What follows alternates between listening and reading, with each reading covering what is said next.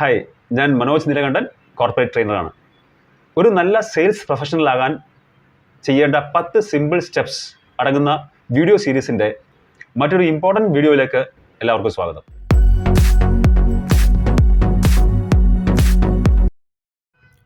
Feedback. There are 3 types of feedbacks: positive, negative, or constructive.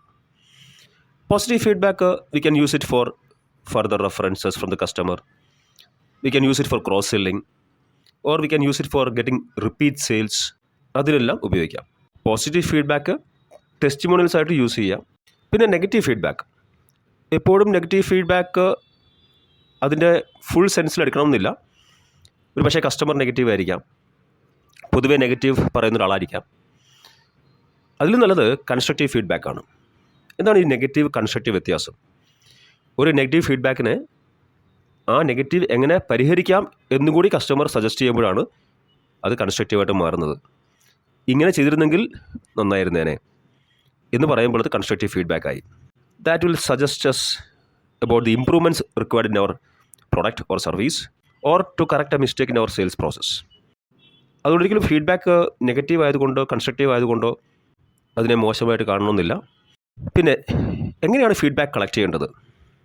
പല രീതിയിൽ collect ചെയ്യാം. ഇപ്പോൾ ഏറ്റവും കൂടുതൽ പോപ്പുലർ സോഷ്യൽ മീഡിയയാണ്. പക്ഷേ ഏറ്റവും സൂക്ഷിക്കേണ്ടതും അതുതന്നെയാണ്. കാരണം സോഷ്യൽ മീഡിയയിൽ ഒരു നെഗറ്റീവ് ഫീഡ്ബാക്ക് വന്നു കഴിഞ്ഞാൽ അത് വളരെ ഡാമേജിങ് ആയിരിക്കും നമുക്ക്. അതിന് പകരം അതിന് മുമ്പ് തന്നെ നമുക്ക് ഒരു ഷോർട്ട് കോൾ, പെട്ടെന്നൊരു കോൾ ചെയ്തിട്ട് ചോദിക്കാം, ഫീഡ്ബാക്ക് കളക്ട് ചെയ്യാം. ഒരു ഗൂഗിൾ ഫോം അയച്ചിട്ടോ വാട്സാപ്പ് വഴിയോ SMS വഴിയോ ഒരു ഇൻസ്റ്റൻറ്റ് ഫീഡ്ബാക്ക് കളക്ട് ചെയ്യുന്നത് നല്ലതായിരിക്കും. കാര്യം once it goes to social media we can't help it, especially negative feedbacks. Positive ആണെന്ന് ഉറപ്പായതിനു ശേഷം നമുക്ക് കസ്റ്റമറോട് റിക്വസ്റ്റ് ചെയ്യാം, സാർ സോഷ്യൽ മീഡിയയിൽ ഒരു റിവ്യൂ ഇടണം, ഞങ്ങൾക്കത് ഹെൽപ്ഫുള്ളായിരിക്കും എന്ന് പറയാം. ഇപ്പോൾ എനിക്ക് അടുത്ത കാലത്തുണ്ടായ 2 അനുഭവങ്ങൾ പറയുകയാണ്. ഒന്ന്, എൻ്റെ കാറ് സർവീസ് ചെയ്യുന്ന സമയത്ത് സർവീസ് കഴിഞ്ഞിട്ട് ഡെലിവറി എടുക്കുമ്പോൾ ഗേറ്റ് പാസിൻ്റെ കൂടെ തന്നെ ഒരു ഫീഡ്ബാക്ക് ഫോം തന്നു ഫില്ല് ചെയ്യാനായിട്ട്. Are you happy with the service? എനിക്ക് ആ സമയത്ത് പറയാൻ കഴിയില്ലല്ലോ. ഞാൻ വണ്ടി ഓടിച്ചു നോക്കി ഒരു 2 ഡേയ്സ് കഴിയുമ്പോഴേ എനിക്ക് പറയാൻ പറ്റുള്ളൂ സർവീസ് നല്ലതാണോ ഇല്ലയോ എന്നുള്ളത്. അതുകൊണ്ട് തന്നെ ആ ഫീഡ്ബാക്ക് ഞാനപ്പോൾ ഫിൽ ചെയ്തില്ല. അത് അല്പം ധൃതി പിടിച്ച ഒരു സ്റ്റെപ്പായിപ്പോയി. Maybe they should have call me after 2 days to check the feedback about the service.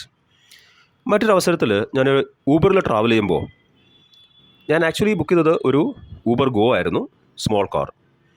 എനിക്ക് വന്നത് അലോട്ട് ചെയ്തത് ഒരു ഊബർ എക്സൽ ആയിരുന്നു, വലിയ കാർ. ആ കാറ് വന്ന ഉടനെ തന്നെ ഡ്രൈവർ എന്നോട് പറഞ്ഞു, സാറ് ബുക്ക് ചെയ്തത് സ്മോൾ കാർ ആണെങ്കിലും ആ സ്മോൾ കാർ ഇപ്പോൾ ഇല്ലാത്തത് കൊണ്ട് ഓട്ടോമാറ്റിക്കലി എനിക്ക് കോൾ വന്നതാണ്, അല്പം റേറ്റ് കൂട്ടിത്തരുമോ എന്ന് റിക്വസ്റ്റ് രൂപേണ ചോദിച്ചു. തീർച്ചയായിട്ടും അത് അണ്ടർസ്റ്റാൻഡബിൾ ആണ്. കാര്യം ഞാൻ ബുക്ക് ചെയ്ത സ്മോൾ കാറാണ്, വന്നതൊരു വലിയ കാറാണ്. തീർച്ചയായിട്ടും ആ ഒരു റേറ്റിൽ ആ ഡ്രൈവർക്ക് ട്രാവൽ മുതലാവില്ല. പ്രത്യേകിച്ച് റിക്വസ്റ്റ് മോഡിൽ ചോദിച്ചപ്പോൾ നമുക്ക് തീർച്ചയായിട്ടും കുഴപ്പമില്ലെന്ന് തോന്നി. പക്ഷേ ഒരു 15 മിനിറ്റ്സ് ട്രാവൽ ടൈമിൽ ത്രൂ ഔട്ട് അദ്ദേഹത്തിൻ്റെ ബുദ്ധിമുട്ടുകൾ എക്സ്പ്ലെയിൻ ചെയ്ത് റേറ്റ് എന്തുകൊണ്ട് കൂടുതൽ ചോദിച്ചു എന്ന് വീണ്ടും വീണ്ടും പറഞ്ഞ് അദ്ദേഹത്തിന് 5 സ്റ്റാർ റേറ്റിംഗ് കൊടുക്കണമെന്ന് പറഞ്ഞ് എന്നെല്ലാം പറഞ്ഞ് ത്രൂ ഔട്ട് ദ ട്രാവൽ പുള്ളി എന്നെ പ്രഷറൈസ് ചെയ്യുമായിരുന്നു. അതുകൊണ്ട് തന്നെ എനിക്ക് 5 സ്റ്റാർ കൊടുക്കാൻ തോന്നിയില്ല. So this is very important step, feedback step. Normally നമ്മൾ വിട്ടുപോകാനുള്ള സ്റ്റെപ്പാണ് സെയിൽസ് കഴിയുമ്പോൾ. പക്ഷേ ഈ ഒരു സ്റ്റെപ്പ് ഭംഗിയായിട്ട് ചെയ്യുകയാണെങ്കിൽ കൂടുതൽ സെയിൽസ് നേരത്തെ പറഞ്ഞ പോലെ ഈസി ആയിട്ട് ക്രോസൽ വഴിയും മറ്റും കിട്ടാനുള്ള സാധ്യത ഉണ്ട്. വളരെ ഈസി സെയിലാണത് compare to all these steps. അപ്പോൾ ഇത്രയും സ്റ്റെപ്പുകൾ നമ്മൾ ഫോളോ ചെയ്യേണ്ട ആവശ്യമില്ല. നല്ല ഫീഡ്ബാക്ക് ആണെങ്കിൽ directly we can go to sales again. Thank you for watching. Please like, share and subscribe my channel, and also press the bell icon to get notifications for new videos.